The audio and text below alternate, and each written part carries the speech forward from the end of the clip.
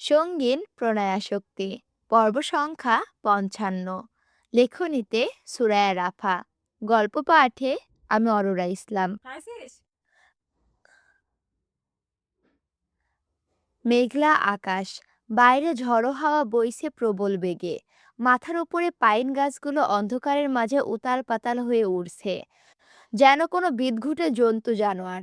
ঘুণাক্ষরেও ভুলবশত সেদিকে একবার চোখ গেলে মনে হয় এখনই ছুটে এসে বিশাল হা করে তুলে থাবা বসাবে ঘাড়ে, শুষে নেবে শরীরের শেষ রক্তবিন্দু। দেখলেই কেমন ভয়ে শিরদাঁড়া বেয়ে নেমে আসে হিম শীতল স্রোত। এমন একটা গা ছমছমে পরিবেশেও নিদারুণ ভঙ্গিমায় ব্যালকনিতে বসে আছে নীলিমা। ওর কোনো হেলদোল নেই এই দমকা বাতাসে, যেন এক নির্জীব আত্মা। খুলে রাখা রেশমের মতো চুলগুলো সেভাবে উড়ছে এলোমেলো হয়ে, নীলিমাকে উদাসীন দেখাচ্ছে। সেই সন্ধ্যা থেকে কি যেন অযাচিত ভাবনায় বুঁদ হয়ে আছে মেয়েটা। মনের মাঝে চলছে হাজার জটিল সমীকরণ, যা ওর একান্ত নিজের। সমীকরণের সমাধান যেন নীলিমার অজানা তেমনটা নয়। ও তো সেলফ নিজের যোগ্যতা আর অপরিণামদর্শিতা নিয়ে দ্বিধাদ্বন্দ্বের মধ্যে আটকে আছে। তবুও আজ মন বলছে এবার একটা সমাধান প্রয়োজন, সত্যিই প্রয়োজন। শায়রের মতো এমন একটা সজীব হৃদয়ের পুরুষের সাথে ঘর বাঁধতে হলে আরও আগে প্রয়োজন। শায়রের নাম নিতে না নিতেই রুমে এসে হাজির হলো শায়র। কাঁধে তার ছোট্ট ব্যাকপ্যাক, মনে হয় শ্যুট ছিল আজ। শায়রের উপস্থিতি টের পেয়ে নীলিমা পেছনে ঘাড় ঘোরালো। শায়রের একটু ক্লান্ত মাখা হাসি নিক্ষেপ করলো নীলিমার প্রাণে। নীলিমা সেভাবে নিষ্প্রভ চোখে তাকিয়ে রইল শুধু। শায়র ব্যালকনির দিকে দু কদম এগিয়ে এসে নীলিমাকে বলল, রান্না করেছো কিছু, নাকি আমি করব? ওয়েল, শায়রের এই কথা নীলিমার কাছে নতুন কিছু নয়। কারণ গত ২ মাসে নীলিমা হাতে গোনা কয়েকদিন রান্না করলেও বেশিরভাগ সময় রান্নাবান্নাটা শায়র নিজেই করে। যখন সময়ের অভাবে করতে পারে না, তখন বাইরে থেকে খাবার অর্ডার দেয়। তবুও রান্নাবান্নার জন্য নীলিমাকে হুকুম করে না কখনো। শায়রের কথার পাশে নীলিমা জানালো, করেছি, ফ্রেশ হয়ে আসুন, আমি খাবার বাড়ছি। পরিবেশটা কিঞ্চিত অসহনীয় আর দমবন্ধকর। কেমন যেন গুমোট ভাব প্রকাশ পাচ্ছে নীলিমার আচার আচরণে। এ যেন তীব্র ঝড়ের পূর্বাভাস। অবশ্য বাইরেও ঝড়ো হাওয়া বইছে খুব। তাই বেশি কথা না বাড়িয়ে ফ্রেশ হওয়ার উদ্দেশ্যে জলদি ওয়াশরুমে ঢুকে যায় সায়র। আর যখন বেরিয়ে আসে, তখন দেখতে পায় ডাইনিংয়ের খাবার বেড়ে অপেক্ষা করছে নীলিমা। মখমলের মতো নরম বাথ টাওয়ালটা গলায় ঝুলিয়ে সায়র এগিয়ে গিয়ে খেতে বসলো চুপচাপ। সবকিছু এখনো আগের ন্যায় থমথমে। নীলিমা কেমন যেন আজকে একটু বেশিই চুপচাপ। চুলফুল খুলে অমন বারান্দায় বসেছিল। পাইন গাছের পেতনি ভর করলো কিনা সেটাও ভাবনার বিষয়।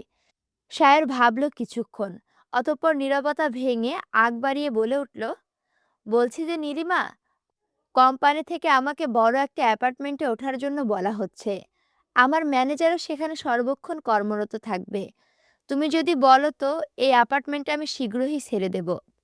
নীলিমা খেতে খেতে গম্ভীর কণ্ঠে বলল, কেন, এই বাসাটায় কি সমস্যা? এখানে তো আপনার ম্যানেজার আসে প্রয়োজন হলেই। সায়র একটু ভেবেচিন্তে শান্ত স্বরে জবাব দিল, আই নো, কিন্তু আমার কেন যেন মনে হচ্ছে এবার আমাদের এই বাসা থেকে অন্য কোথাও মুভ করা দরকার। একটা প্রপার গোছানো সংসার প্রয়োজন আমাদের। You know what I mean. নয়তো, থেমে গেল সায়র। নীলিমা বেশ শান্ত স্বরে শুধালো, নয়তো কি? নয়তো আমাদের সম্পর্কটা স্বাভাবিক হচ্ছে না কিছুতেই। আমার মনে হচ্ছে কোথাও একটা দূরত্ব থেকে যাচ্ছে, যেটা ঘুচিয়ে ফেলা খুব প্রয়োজন নীলিমা। আমি তোমার সাথে সারা জীবন থাকতে চাই, আর ৫টা কাপড়ের মতো গুছিয়ে সংসার করতে চাই। বাচ্চা কাচ্চার জন্ম। আবারও মাঝপথে কথা আটকে গেল সায়রের। নীলিমা কিছুই বলছে না, মাথা নিচু করে চুপচাপ খেয়ে যাচ্ছে শুধু। নীলিমার নীরবতা সায়রকে পীড়া দেয়। অজানা অধিকার বোধে ফুঁসে ওঠে হৃদয়টা। তবুও নিজেকে যথাসম্ভব সংযত রেখে গভীর কণ্ঠে সায়র বলে, হতে পারে আমার এই পুরাতন অ্যাপার্টমেন্টটাই সেই দূরত্বের একমাত্র কারণ। নয়তো এখনো সংসার সংসার ফিল পাচ্ছি না কেন। কেনই বা কাছে থেকেও তুমি এত দূরে? এবার একটু বেশি বাড়াবাড়ি হয়ে গেল মনে হচ্ছে।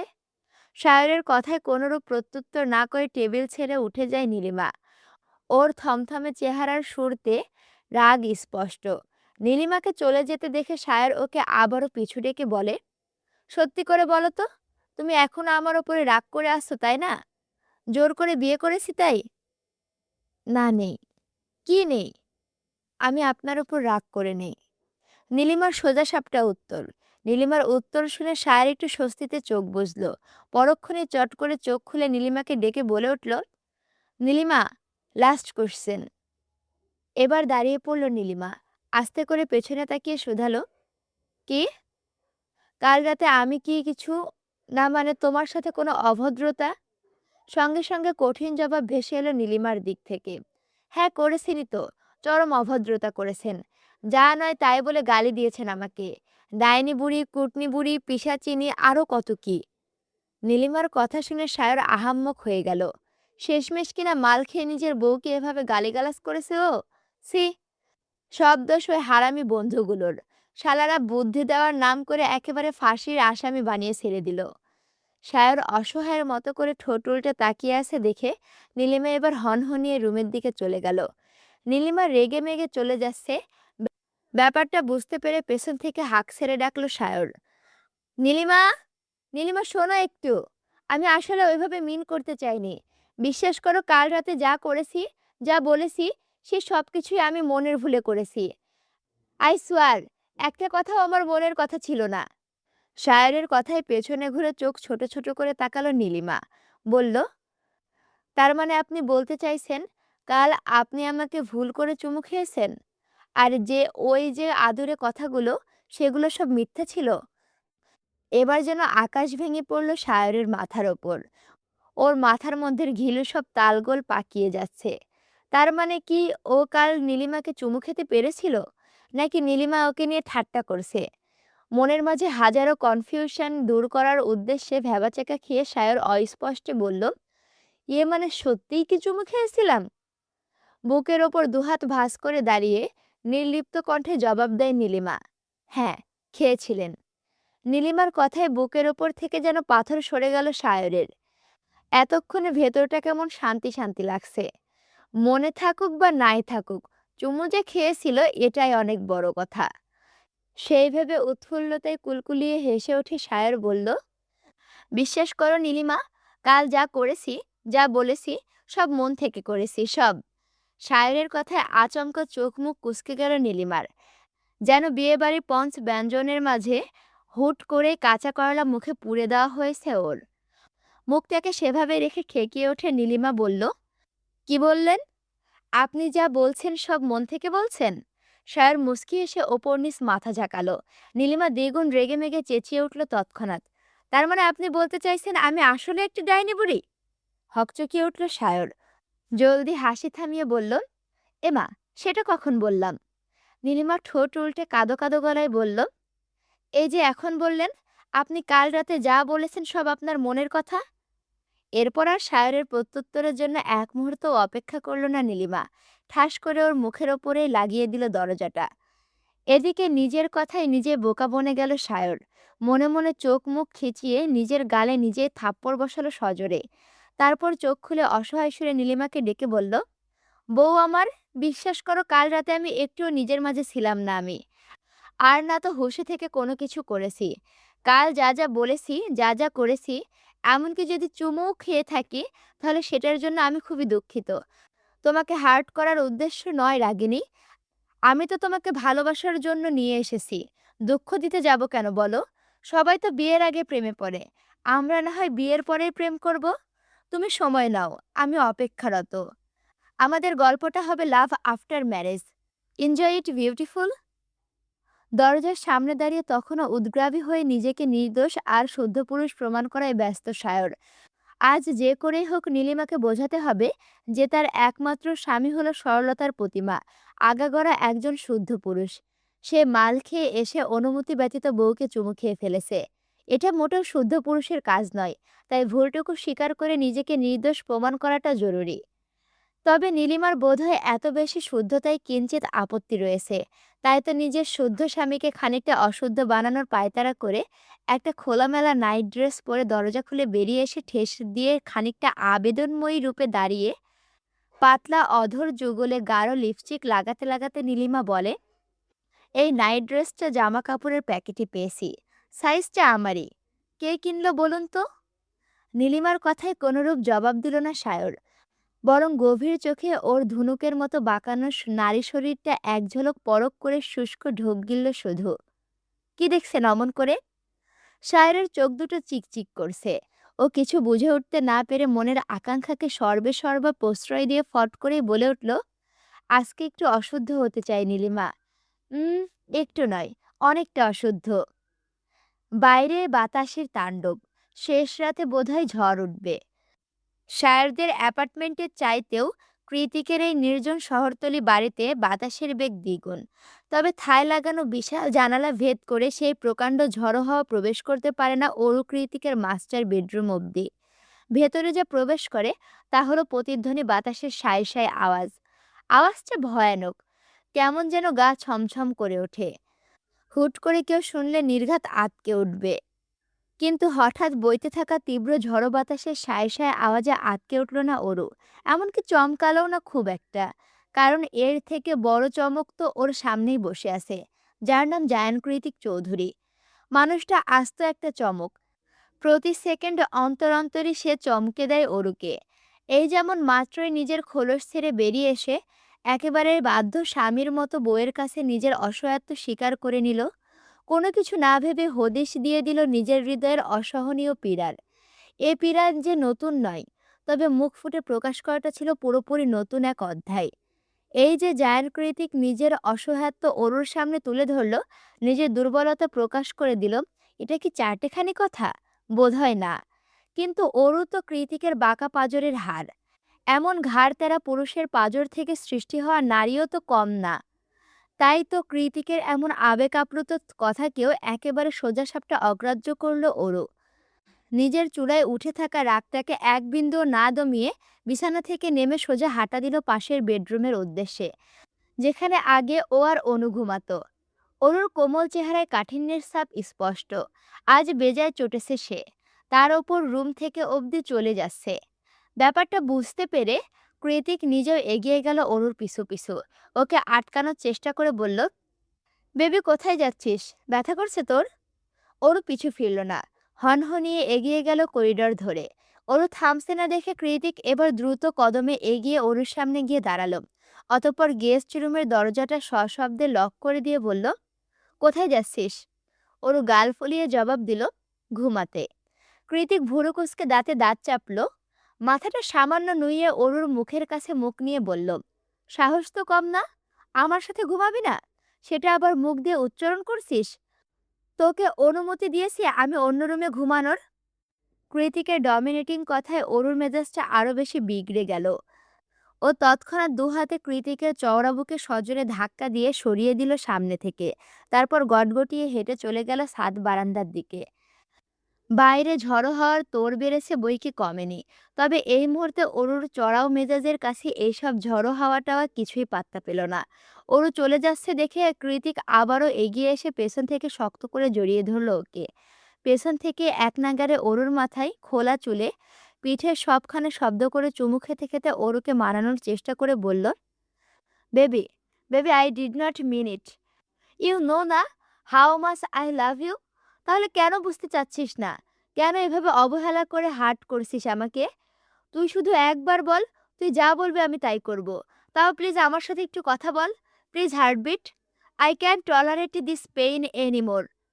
কৃতিকের চোখে মুখে ভীষণ অসহায়ত্ব, হাতে এখনো ক্যানোলা লাগানো, তাই খুব শক্ত করে ধরতে পারেনি অরুকে। যার দরুন অরু এক ঝটকায় নিজেকে ছাড়িয়ে নিল কৃতিকের বাঁধন থেকে। নিজেকে ছাড়িয়ে কৃতিকের থেকে দূরত্ব বাড়াতে চুপচাপ এগিয়ে গেল পুলের দিকে। তবুও কৃতিক কিছু বলল না, বরং নতুন উদ্যমে এগিয়ে গিয়ে পুনরায় জড়িয়ে ধরল অরুকে। এবার একটু কৌশল খাটিয়ে অরুকে জব্দ করেছে সে।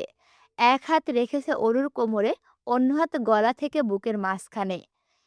এবার আর নড়াচড়া করতে পারছে না অরু, যার ফলস্বরূপ কৃতিকের হাতের মধ্যে থেকে এক প্রকার ধস্তাধস্তি শুরু করে দিয়েছে ও। বলিষ্ঠ দেহের কৃতিকের হাতের মধ্যে থেকে চিংড়ি মাছের মতোই লাফাচ্ছে ওরও। ওদের ধস্তাধস্তিতে কৃতিকের ক্যানোলা লাগানো হাত থেকে ফিনকি দিয়ে রক্ত বেরিয়ে আসে এক পর্যায়ে। তবুও কৃতিক এইটুকুনি ছাড়ে না ওরুকে। বারবার শান্ত স্বরে বোঝানোর চেষ্টা করছে শুধু, বেবি প্লিজ, বলছি তো আর হবে না। দেখ আমি সরি বলছি। I am extremely sorry. তাও তুই কথা বল প্লিজ। আমার থেকে নিজেকে এভাবে বারবার আলাদা করিস না। এতে আমি রেগে যাই। তোর দূরত্ব সহ্য হয় না আমার। বোঝার চেষ্টা কর একটু। কৃতিকের কথা শেষ হতে না হতে ধস্তাধস্তির এক পর্যায়ে পা ফসকে আচানক পানিতে পড়ে গেল ওরা দুজন। পানিতে হাবুডুবু খেয়ে অরু তাড়াহুড়ো পুল থেকে উঠতে গেলে স্কার্ট সমেত একটা পা টেনে ধরে আবারও অরুকে পুলের মাঝে ছুঁড়ে মারে কৃতিক। আকস্মিক কাহিনীতে আপনা আপনি কয়েক ঢোক পানি খেয়ে হাঁপাতে হাঁপাতে মাথা তুলল ক্রন্দনরত অরু। ঠান্ডা পানিতে ভিজে একাকার হয়ে গমরঙ্গা ত্বকে লালচে বর্ণ ধারণ করেছে ওর। কৃষ্ণচূড়ার ন্যায় রাঙা কপল বেয়ে অবাধে গড়িয়ে পড়ছে তপ্ত নোনা জল, যা চোখ এড়ালো না স্বয়ং কৃতিকেরও। নিজের কর্মকাণ্ডে ব্যতিগ্রস্ত হয়ে একটা দীর্ঘশ্বাস ছেড়ে অরুকে এক টানে কাছে নিয়ে এসে ওকে বুকের মধ্যে চেপে ধরে কৃতিক শুধালো, ব্যথা লাগছে?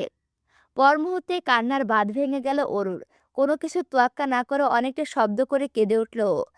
কাঁদতে কাঁদতে কৃতিকের বুকে ইচ্ছে মতো কিলঘুষি ছেড়ে অভিমানী কণ্ঠে চেঁচিয়ে বলল, তুই একটা পচা স্বামী। তোর সাথে কোনো কথা নেই আমার। থাকতে পারে না। তুই সব সময় আমাকে বকিস। কথায় কথায় গায়ে হাত তুলিস। তোর দেওয়া হাজারটা ভালোবাসার ক্ষত আমার শরীরে। তাও আমি সবকিছু সহ্য করি। চুপচাপ মেনে নেই। কারণ আমি জানি যে আমি তোর দুর্বলতা। তুই আমাকে না পেলে উন্মাদ হয়ে যাবি। থাকতে পারবি না আমায় ছাড়া। তাই বলে তুই আমার ভালোবাসায় এভাবে আঙুল তুলবি? এভাবে? তোর মতো একরোখা অবাধ্য বদমেজাজি মানুষকে ভালোবেসে কী না সহ্য করেছি আমি। কথার আঘাত, শারীরিক যন্ত্রণা, মানসিক যন্ত্রণা, আরো কত কি তার ইয়াত্তা নেই। তাহলে তুই কিভাবে আমার সতীত্ব নিয়ে প্রশ্ন তুললি? কিভাবে বল? শেষ কথাতে গলা ছেড়ে চেঁচিয়ে উঠে কৃতিকের বাহুতে সজোরে কামড় বসিয়ে দিল অরু। ও এত জোরে কামড় ধরেছে যে ব্যথায় চোখ মুখ খিচে বন্ধ করে রেখেছে কৃতিক। তবুও অরুকে সরায়নি নিজের থেকে। আর না তো অরুর এত এত অভিযোগের পাশে একটা ট্রু শব্দ করেছে। নিজ দাঁতের শক্তি পরে এলো। কৃতিকের ভেজা টি শার্টটা টেনে ধরে অরু আবারও কাঁদতে কাঁদতে বলল, সত্যি করে বলুন তো, ভালোবাসা আর অবসেশন এক না, তাই না? তার মানে কি আপনিও আমাকে ব্যবহার করছেন? যখন আমার বাহ্যিক সৌন্দর্য হারিয়ে যাবে তখন? Just shut your fucking mouth Aru. অরুর কথা শেষ হওয়ার আগেই গর্জে উঠল কৃতিক। ওর কথায় নিজের অজান্তে কপালের রগ ফুলে ওঠে। কখন যে শান্ত মস্তিষ্কের রন্ধে রন্ধে পারদ ছড়িয়ে পড়েছে তা টের পায়নি কৃতিক নিজেও। এদিকে কৃতিকের ধমকে কম্পিত হয়ে উঠেছে অরুর শরীর। কৃতিক এতটা ভয়ানক টোনেই ধমক দিয়ে উঠেছে যে অরু এবার কান্নাকাটি ভুলে গিয়ে মুহূর্তে কৃতিকের অগ্নিদৃষ্টি থেকে চোখ সরিয়ে শুষ্ক একটা ঢোক গিলে পুলের মধ্যে পিছু হাঁটতে শুরু করলো। অরু খুব ভালো করেই বুঝতে পারছে যে অযথাই একটা ঘুমন্ত সিংহকে জাগ্রত করেছে ও। এবার অরুর কপালে দুঃখ আছে। বাড়াবাড়ির একটা সীমা থাকা দরকার। অরু তা ছাড়িয়ে গিয়েছে। কৃতিকের হাত থেকে সে কখন থেকে রক্ত ঝরছে তাতে অবধি নজর নেই ওর। চোখ মুখ খিচে যা মন চায় তাই বলে গিয়েছে কৃতিককে। বলতে বলতে শেষ পর্যায়ে এসে মুখ ফসকে যেটা বলল, সেটা শোনার সঙ্গে সঙ্গে রাগের চোটে গুমোট হয়ে উঠেছে কৃতিকের চোখ মুখের ভঙ্গিমা। কি বললি তুই? আবার বল। কৃতিকের গুরুগম্ভীর পুরুষালী প্রতিটা কথার ভাঁজে ভাঁজে উপচে পড়ছে কৃতিত্ব আর কঠিন শাসন। অরু তাতে ভরকালো। জিভ দিয়ে শুষ্ক অধর ভিজিয়ে কৃতিকের ইস্পাতের ন্যায় কঠিন মুখমণ্ডলের দিকে আর চোখে চেয়ে রইল শুধু। অরুকে অনুসরণ করে কৃতিক সামনে এগোতে এগোতে চোখ মুখের আদলে আরো খানিকটা কাঠিন্যতা ফুটিয়ে তীর্যক কণ্ঠে বলল, কতটা ভালোবাসিস তুই আমাকে? কতদিন ধরেই বা ভালোবাসিস? তোর প্রতি আমার আসক্তি সম্পর্কে কতটুকুই বা ধারণা রাখিস তুই? তুই কি আদৌ জানিস তোর জন্যই যে আমি এমন? অরু কিছু বলছে না। শুধু চুপচাপ ভয়ে ভয়ে পেছনে পা ফেলছে। আর কৃতিক ওকে অনুসরণ করে সামনে এগোচ্ছে। যার দরুন একজন আরেকজনের দিকে তাকিয়ে বারবার সুইমিং পুলটা চক্কর দিচ্ছে ওরা দুজন। অরু চুপ করে আছে দেখে কৃতিক আচমকা ওকে হ্যাঁচকা টানে নিজের কাছে টেনে এনে ওর কোমরটা শক্ত করে চেপে ধরে কিছুটা তাচ্ছিল্য করে বলল, তুই যখন 11 বছরের বাচ্চা একটা মেয়ে ছিলি তখন থেকে তোর প্রতি আসক্ত আমি। এই রূপ, এই যৌবন কোথায় ছিল তখন? আমাকে বোঝার মতো মনটাও তো তৈরি হয়নি তখনও। কৃতিকের কথা শুনে সচকিত হয়ে নুইয়ে রাখা মাথাটা অকস্মাৎ তুলে ওর চোখে চোখ রাখল অরু। কৃতিক তীর্যক হেসে বলল, I know, it's not fair. কিন্তু কি করব বলতো? নারী জাতির ওপর এক আকাশসম ঘৃণা আর অভিমানের ঊর্ধ্বে গিয়ে তোকে আমার ভালো লেগেছিল। মনে হয়েছিল তোর হৃদয়টা পেঁজা তুলোর মতো নরম আর উষ্ণ, আমার কঠিন বরফের মতো শীতল। নির্জীব হৃদয়ে একটুখানি উষ্ণতার ছোঁয়া দিতেই ওপরওয়ালার বোধহয় তোকে আমার নিকট পাঠিয়েছিল সেই দিন। সেই উষ্ণতা, সেই ছোট্ট হাতের স্পর্শ আজও আমাকে পুলকিত করে অরুণ। ঠিক সেদিনের মতোই চমকে দেয় বারবার। নিজের অজান্তেই সেদিন আমার বুকে ঘুমিয়েছিলি তুই। ব্যাস, তখন থেকে শুরু হয়ে গেল হৃদয়ের তোলপাড়। তীর তীর করে ভেঙে গেল দাম্ভিকতার পাহাড়। সেই দিন আমিও বোধ করেছিলাম পৃথিবীতে বেঁচে থাকার জন্য মায়ার বাঁধনের বড্ড প্রয়োজন। আর তুই হলে আমার সমগ্র জীবনের একমাত্র মায়াপরী। সেই দিনের পর থেকে নিজের স্ট্যাটাস, পার্সোনালিটি, বয়স, সম্পর্কের সমীকরণ সবকিছুর মাথা খেয়ে তোর প্রতি অবসেসড হয়ে গিয়েছিলাম আমি। চোখ বুজলে কিংবা চোখ খুললে দিনরাত শুধু তোকেই দেখতাম। তুই আমার মাথা থেকে বের হতিস না। আমি জানতাম এটা ঠিক নয়, কোথাও একটা ভুল হচ্ছে। তাও আমি সারাক্ষণ তোকে চাইতাম, শুধুমাত্র নিজের অবাধ্য চিন্তা চেতনা আর বেপরোয়া ইচ্ছেগুলোর হাত থেকে তোকে বাঁচিয়ে রাখবো বলে নিজেই সরে এসেছিলাম তোর কাছ থেকে। বাড়িয়েছিলাম হাজার মাইল দূরত্ব। দুজনের মাঝে টেনে দিয়েছিলাম তিক্ততার এক মহাপ্রাচীর। একাকী বিষণ্ণ জীবনে কতটা যন্ত্রণায় দিনরাত অতিবাহিত করেছে সেই হদিস রাখিস তুই? অথচ কোনো কিছু না জেনে আমার ভোগ করা যন্ত্রণার একাংশ সহ্য না করে আজ এখন এই জায়গায় দাঁড়িয়ে কি সুন্দর করে আমার ভালোবাসায় নিজের ছোট্ট আঙুলটা তাক করে ফেললি অরু। আমার থেকে বেশি ভালোবাসিস তুই? Answer me. অরুর মুখে কথা নেই। কীই বা বলবে ও? জেনে শুনে তো ভালোবাসার মহাসমুদ্রে ঝাঁপ দিয়েছে ও। কৃতিকের মতো করে অন্য কেউ ভালোবাসতে পারবে না বলেই তো কৃতিকের প্রেমে পড়তে বাধ্য হয়েছে অরু। নতুন করে মনকে বোঝানোর তো কিছু নেই। এই মানুষটার হাতে নিজের ভালোবাসার গল্পের শিরোনাম উপসংহার সবই তো লেখা শেষ বহু আগেই। অরু জানে কৃতিক যেমন অতিরিক্ত ভালোবাসা দেয়, কষ্টটাও তেমন অতিরিক্তই দেয়। তাও ওরও জায়ান কৃতিককেই চাই। মুখে ১০০ বার না বললেও মনে মনে হাজার বার হ্যাঁ বলে বসে আছে ও। এ যেন জেনে শুনেই বিষ পান। নিজের শক্ত হাতের বাঁধন ঢিলে করল কৃতিক। আস্তে করে অরুর কোমর ছেড়ে দিতেই ভ্রম থেকে বেরিয়ে এসে কৃতিকের দিকে প্রশ্নসূচক দৃষ্টি নিক্ষেপ করে অরু। যেন বলতে চাইছে, কি ব্যাপার, ছেড়ে দিলেন কেন? এতক্ষণ এত জোরাজুরি করলেন, আর এখন এভাবে ছেড়ে দিচ্ছেন? ধরে রাখুন না আমাকে। কিন্তু তার একটা কথা উচ্চারণ করতে পারল না অরু। আত্মসম্মানের তো একটা ব্যাপার আছে। অরু নির্লিপ্ত চোখে চেয়ে আছে দেখে একটা দীর্ঘশ্বাস বেরিয়ে এলো কৃতিকের বুক চিরে। কিছুক্ষণ চোখ বুজে নিজেকে খানিকটা সংযত করে শান্ত স্বরে কৃতিক বলে, I know my obsession is unhealthy. রাগের সময় যা খুশি তাই করি আমি। নিজের অজান্তেই তোকে অনেক অনেক কষ্ট দিই। আমি মানি সব দোষ আমার। আমি অনেকটা বেপরোয়া আর ছন্নছাড়া তাও মানি। কিন্তু তুই শুধু একটাবার আমার হয়ে থেকে যা অরু। ট্রাস্ট মি, আমি ভালোবাসতেও জানি। কৃতিকের শেষ কথাগুলোতে ঠিক কী পরিমাণ জাদু ছিল তা বোধহয় অরু বলে বোঝাতে পারবে না। কৃতিকের মতো পিছু টানবিহীন মানুষও যে এত কাতর হয়ে কাউকে থেকে যেতে বলতে পারে, সেটা অরু আজকেই প্রথম আবিষ্কার করল। আরও এটাও জানে যে কৃতিকের কথাগুলো আজ প্রথমবারই বলছে। অথচ আজ প্রথমবারেই কি সুন্দর হৃদয় নাড়িয়ে দিল। কৃতিকের কথার পাশে মুখ থেকে কিছু না বললেও মনে মনে ওরু বলে, ফিরে যাওয়ার জন্য আসিনি তো। তাছাড়া ফিরে গেলে তোমাকে কোথায় পাবো আমি? তোমার অতিরিক্ত ভালোবাসার অগ্নি স্ফুলিঙ্গে নিজেকে দগ্ধ করা যে এখনো বাকি। বাইরে বিজলি চমকাচ্ছে। ক্ষণে ক্ষণে বিজলির আলোয় আলোকিত হয়ে উঠছে সুইমিং পুলের নীল বর্ণের টলটলে স্বচ্ছ পানি। বাতাসটাও বেড়েছে দ্বিগুণ।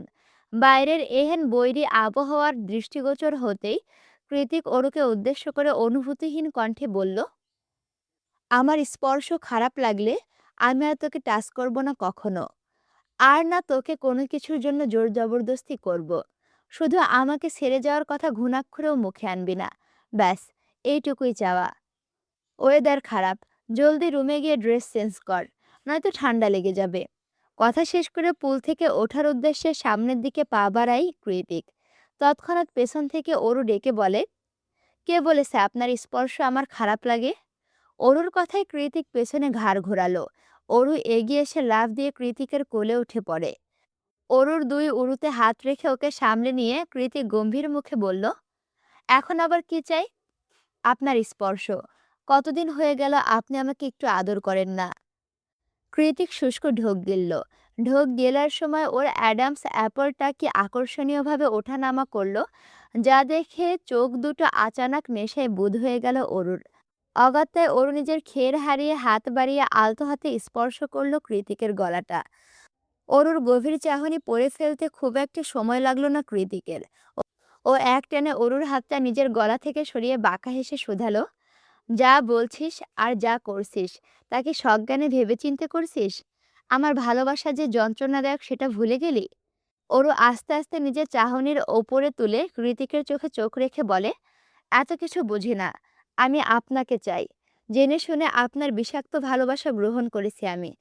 যন্ত্রণা তো সহ্য করতে হবেই। তাছাড়া আজকে নতুন তো কিছু নয়। প্রথমে গাল, এরপর কানের লতি আলতো স্পর্শ করে নিজের হাতটা অরুর চুলের ভাঁজে প্রবেশ করায় কৃতিক। অরুর লম্বা চুলগুলোকে মুষ্টিবদ্ধ করে মুখটা নিয়ে আসে নিজের মুখের খুব কাছে। অতঃপর সেভাবে ধরে রেখে হিসিয়ে কৃতিক বলে, আজ আমি একটু বেশিই রেগে আছি ওরও। সহ্য করতে পারবি না আমায়? আর না আমি তোকে কষ্ট দিতে চাইছি। কৃতিকের বলা কথাগুলো চুপচাপ শুনে গেল অরু। অতঃপর কোনো কিছুর ইঙ্গিত না দিয়ে চোখের পলকে কৃতিকের সিগারেটে পোড়া বাদামি ঠোঁটে নিজের ওষ্ঠাধর চেপে ধরে কয়েক সেকেন্ড আবেগের বশবর্তী হয়ে স্বামীর রাগ ভাঙানোর আশায় এই একটা ছোট্ট চুমুই যথেষ্ট ছিল এই মুহূর্তে কৃতিকের ব্লাডি বিস্ট বানিয়ে দিতে। কৃতিকের থেকে নিজের ঠোঁটের কয়েক সেন্টিমিটার দূরত্ব বাড়িয়ে মাথাটা নিচু করে অরু বলে, আর কখনো আপনার ওপর রাগ করব না আমি। আর না তো আপনাকে এভাবে জ্বালাতন করব। আপনি কত অসুস্থ বলুন তো। আমি সত্যিই একটা ইম্যাচিওর। সব ভুলে যাই আমি। কৃতিক প্রথমে চুপচাপ অরুর কথা শুনে গেল। পরক্ষণে বাজ পাখির মতো আক্রমণ বসালো ওর ফিনফিনে কোমল ওষ্ঠাধরে। অরুর দম ফেলার ফুসরত নেই। অথচ কৃতিক ছাড়ল তো নাই, উল্টো ঠোঁটের কাজ অব্যাহত রেখে হিসিয়ে বলল, ১০০ বার করবি। যত ইচ্ছে তত রাগ করবি আমার ওপর। দিন শেষে তোর সব রাগ ভাঙানোর দায়িত্ব শুধু আমার। তোর রাগ ভাঙাতে যা করতে হয় তাই করব আমি। দরকার পড়লে সারা দিন সারা রাত তোর পিছু পিছু ঘুরবো। কোনো সমস্যা নেই তাতে। You have proper right to be anger with me baby, and I have proper right to punish you hard. শেষ কথাতে তীর্যক হাসির রেখা ফুটে ওঠে কৃতিকের ভেজা অধরের কোণে। ওর তৎক্ষণাৎ নিজের দূরত্ব বাড়িয়ে কৃতিকের পানে ভয়ার্ত দৃষ্টি নিক্ষেপ করে বলল, আবারও মারবেন? এবার আর জবাব দিল না কৃতিক। অরুকে বাচ্চাদের মতো কোলে নিয়ে পুল থেকে উঠে পায়ে পায়ে এগিয়ে গেল করিডোরের ছাদ আর বারান্দার মাঝখানে রাখা কাউচের দিকে। সেখানে অরুকে ছুঁড়ে ফেলে দিয়ে নিজের হাতের ক্যানোলা খুলতে উদ্যত হলে অরু হকচকিয়ে উঠে বলল, ওটা খুলবেন না প্লিজ। এমনিতে অনেকটা জখম হয়েছে। আর না। কৃতিক চোখ ছোট করে অরুর আগাগোড়া পর্যবেক্ষণ করে হাসকি স্বরে বলল, then you have to help me baby. কিঞ্চিত দ্বিধাগ্রস্ত হলো অরু। মিইয়ে যাওয়া গলায় শুধালো, কি হেল্প? কৃতিক অরুর কাছাকাছি এগিয়ে গিয়ে একই স্বরে বলল, জাস্ট আনবাটন মাই শার্ট। আচ্ছা, দৃশ্যপট এইবার অন্য সাইডে আসলো বুঝছো। আমাদের গল্পের ইষ্টকুটুম হলেন আপনি সায়র, আমি নই। স্বামী স্ত্রীর একান্ত ঘনিষ্ঠতম মুহূর্ত পার করে সায়র যখন নীলিমার বুকে মাথা ঠেকিয়ে পরম আবেশে চোখ বুজেছিল মাত্র কয়েক সেকেন্ড, ঠিক তখনই কথা ছড়ে নীলিমা। নীলিমার কথায় তন্দ্রা ছুটে যায় সায়রের। মাথাটা সামান্য ঘুরিয়ে নীলিমার গলায় থুতনি ঠেকিয়ে ভুরু কুঁচকে সায়র বলে ওঠে, মানে? আমি এত কঠিন বাংলা বুঝি না নীলিমা, একটু বুঝিয়ে বলবে? সায়রের কথার পাশে নীলিমা রহস্যময়ী হাসি উপহার দিয়ে বলে, আমাদের সবার ধারণা ভুল সায়র। আপনি আমাকে বিয়ে করতে জোর করেননি। আর না তো আপনি আমাকে বিয়ের আসর থেকে তুলে এনেছেন। নীলিমার কথা শুনে সায়র এবার ধরফরিয়ে উঠে বসে। অবাক কণ্ঠে বলে, কি বলছো এসব? আমার স্পষ্ট মনে আছে আমি তোমাকে বিয়ের আসর থেকে তুলে এনেছি বলে।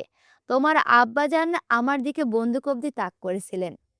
মানে আমার স্পষ্ট মনে আছে আমি তোমাকে বিয়ের আসর থেকে তুলে এনেছি বলে তোমার আব্বাজান আমার দিকে বন্দুক অবধি তাক করেছে। নীলিমা নিঃশব্দে হাসল। ওর হাসিটা ছিল ব্ল্যাক হোলের মতোই রহস্যে ঘেরা, কিংবা মোনালিসার হাসির থেকেও বেশি অদ্ভুত। মুখের হাসিটা ধরে রেখে নীলিমা বলে, শুরু থেকে শেষ অবধি সবকিছু সাজানো ছিল সায়র। সায়র শুষ্ক একটি ঢোক গিলে বললাম, একটু খুলে বলবে প্লিজ? নীলিমা হ্যাঁ সূচক মাথা নাড়ায়। পরক্ষণে বলে, আচ্ছা, আপনার একটু অদ্ভুত লাগেনি? ক- কথা নেই বার্তা নেই হুট করে আমার বিয়ে কি করে ঠিক হয়ে গেল? কিংবা আমাদের বিয়ের পরে আব্বাজান আমাদের কেন খুঁজলো না? আচ্ছা বাদ দিন, আমি বলছি। আসলে আমি আর আব্বাজান চাইতাম কোনোভাবে আপনি আমাকে বিয়ে করুন, কিন্তু পরিস্থিতি অনুকূলে ছিল না। শুনলাম আপনি অনু আপার বিয়ের পরেই চলে যাবেন, তাই বুদ্ধি করে নিজের বিয়ের নাটকটা সাজিয়েছিলাম। পরে নিজে অন্য ফোন দিয়ে আপনাকে আমার বিয়ের খবরটা দিয়েছি, যাতে আপনি এসে আমাকে নিয়ে যান আর জোর করে বিয়ে করে নেন। শায়ের স্তম্ভিত কণ্ঠে দাঁতে দাঁত চেপে বলল, এতটা নাটক কেন করেছিলে নীলিমা? আমি তো তোমাকে শুরু থেকেই পছন্দ করতাম। আর তোমার যদি আমাকে বিয়ে করার ইচ্ছেই থাকে, তাহলে শুধু শুধু আমাকে ইগনোরই বা কেন করেছিলে? নীলিমা দীর্ঘশ্বাস ছেড়ে বলল, একটা একটা করে বলি। শায়ের বুঝদারদের মতো মাথা ঝাঁকালো। নীলিমা বলল, প্রথমত, মানুষ বিপরীতমুখী জিনিসে আকর্ষিত হয় বেশি। আপনার মতো পুরুষদের ক্ষেত্রে এই জিনিসটা একটু বেশিই দেখা যায়। তাই তো আমি ছিলাম আপনার সম্পূর্ণ বিপরীত। যার ফল দেখুন, আপনি খুব দ্রুতই আমার প্রতি আকর্ষণ অনুভব করেছেন। তবে বিয়ের পরেও আপনার সাথে স্বাভাবিক না হতে পারার কারণ একটাই ছিল, আর তা হলো অনুশোচনা। নিজেকে বাঁচাতে মিথ্যা অবলম্বন করেছিলাম আমি। আপনার মতো মানুষকে ব্যবহার করেছি শুধুমাত্র নিজের স্বার্থ হাসিলের আশায়। এইসব ভাবতে গেলে তীব্র অনুশোচনা আর অপরাধ বোধে মাথাটা হেঁট হয়ে যেত আমার। বিয়েটা কেন করেছিলে? নীলিমার কথার মাঝে প্রশ্ন করে সায়র।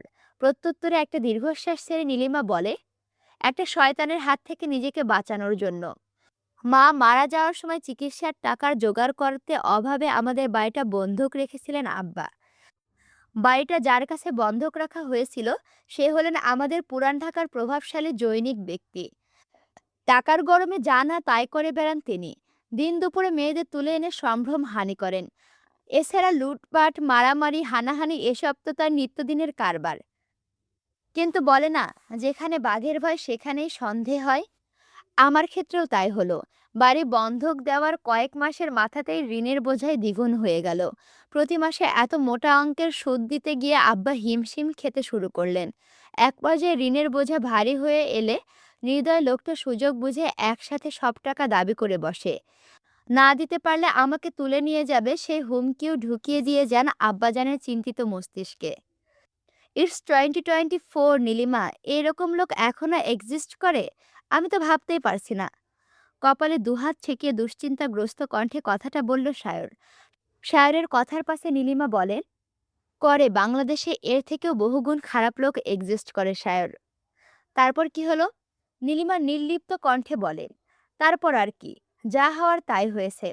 আব্বাজানের কাকুতি মিনতিতে লোকটা আমাকে তুলে নেয়নি ঠিকই, তবে একটু বড় হতে পুরো মহল্লায় ঘোষণা করে দিয়েছে সে আমাকে বিয়ে করবে। এমনকি আব্বাকেও হুমকি দিয়ে রেখেছে, তার সাথে বিয়ে না দিলে আমাকে সমাজে মুখ দেখানোর অবস্থাতে রাখবে না। জানেন, সেই সময় এমন একটা কুপ্রস্তাবকে চুপচাপ মেনে নেওয়া ছাড়া আর কোনো উপায় ছিল না আব্বাজানের হাতে। নয়তো কোন দিন দেখা যেত সুস্থ মানুষ ভার্সিটি গিয়েছি আর ফিরে এসেছি লাশ হয়ে। নিজের মেয়েকে হারানোর ভয়ে আব্বাজান সর্বদা তটস্থ ছিলেন। তাই তিনি লোকটাকে অনুরোধ করেন আমাকে যাতে পড়তে দেওয়া হয়। বিয়ে আমার তার সাথেই হবে। লোকটা আব্বাজানের কথায় রাজি হলেও চারিদিকে ততদিনে জানাজানি হয়ে যায় আমার বিয়ে ঠিক হয়ে আছে। যার দরুন লোকটার ভয়ে বিয়ের প্রস্তাব তো দূরে থাক, আমার চোখে চোখ তুলে পর্যন্ত কেউ তাকাতো না অবধি। এভাবে দিন যাচ্ছিল। ধীরে ধীরে নিজেকে বলির পাঠা ভাবতে শুরু করি আমি। কারণ আমার ভবিষ্যৎ বলে আর কিছুই নেই। ঠিক এমন একটা দমবন্ধকর জীবনের মাঝপথে আটকে গিয়ে আমি যখন ছটফট করতে করতে শেষ হয়ে যাচ্ছিলাম, ঠিক তখনই ইষ্টিকুটুম রূপে আপনি আমার জীবনে পদচারণ ঘটান, স্বয়ং আপনি। ততদিনে মনে মনে আপনার মতোই কাউকে খুঁজেছিলাম আমি সায়র। ওপরওয়ালার কাছে দিনরাত প্রার্থনা করে বলেছিলাম, যাতে আমার জীবনে এমন কেউ আসে যে আমাকে নিয়ে পালিয়ে যাবে, হারিয়ে যাবে দূর বহু দূরে।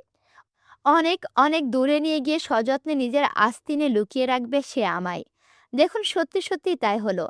আমার প্রার্থনা কবুল হলো। আপনি আমায় বাঁচালেন। আমার জীবনে ইষ্টিকুটুম রূপে এসে আমার রক্ষা কবচ হয়ে গেলেন। এক নাগাড়ে কথাগুলো বলতে বলতে ঠোঁট ভেঙে কেঁদে উঠল নীলিমা। সায় দ্রুত হস্তে নীলিমাকে বুকে জড়িয়ে ধরে বলল, কাঁদছো কেন বউ?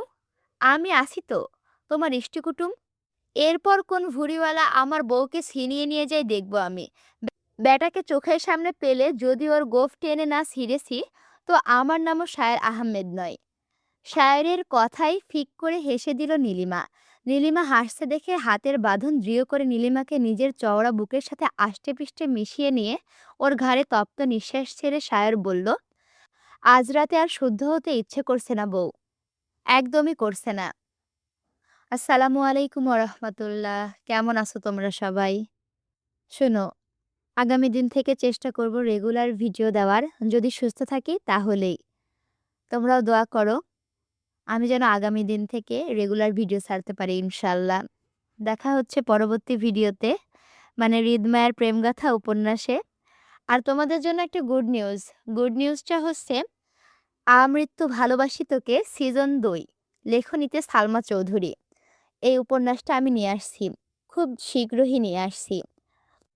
তাই আমৃত্যু ভালোবাসি তোকে সিজন ২ সালমা চৌধুরীর লেখাটা দেখতে আমাদের সাথে থাকো। আমার সাথে থাকো। আমাদের সবার সাথে থাকো। ভিডিওতে যদি এখনো লাইক, কমেন্ট, শেয়ার না করে থাকো অবশ্যই লাইক, কমেন্ট, শেয়ার করো।